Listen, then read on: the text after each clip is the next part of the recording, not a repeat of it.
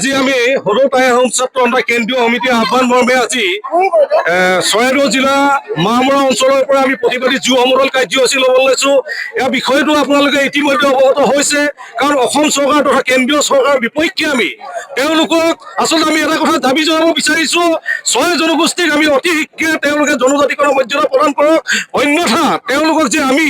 বাৰম্বাৰ কৈ আহিছো তেওঁলোকে যে অতি সোনকালে যদি ছয় জনগোষ্ঠীৰ জনজাতিকৰণৰ মৰ্যাদা প্ৰদান নকৰে তেতিয়াহ'লে অহা নিৰ্বাচনত যিটো 26ৰ নিৰ্বাচন আহি আছে 26ৰ নিৰ্বাচনত কিন্তু তেওঁলোকক আহোম ৰাইজৰ লগতে ছয় জনগোষ্ঠীৰ ৰাইজে তেওঁলোকক যে উচিত শিক্ষা দিব এই কথাটো আমি এই যুৱ সমদল কাৰ্যসূচীৰ পৰা স্পষ্ট কৰি দিব বিচাৰিছো। তাৰ লগে লগে আমি এটা কথা ক'ব বিচাৰিছো যে কি আমাৰ মৰমৰ শিল্পী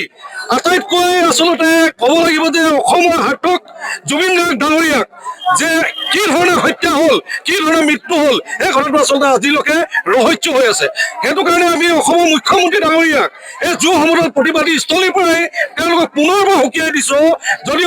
অতি সোনকালে ইয়াত যদি ন্যায় বিচাৰ নহয় তেতিয়াহ'লে দেখিছে নহয় আজি অসমত কি পৰিস্থিতি হৈ আছে, কিন্তু অনাগত দিনত কিন্তু ইয়াতকৈ জংগী পৰিস্থিতি হ'ব। ইয়াৰ বাবে কিন্তু অসমৰ জনসাধাৰণ কেতিয়াও দায়ী নহয়, আমি স্পষ্ট কৰি দিছো, তাত মুখ্যমন্ত্ৰীয়ে জগৰীয়া হ'ব। যিকোনো খবৰৰ বাবে যোগাযোগ কৰক 7099017330 লগতে 7099017110 নম্বৰত।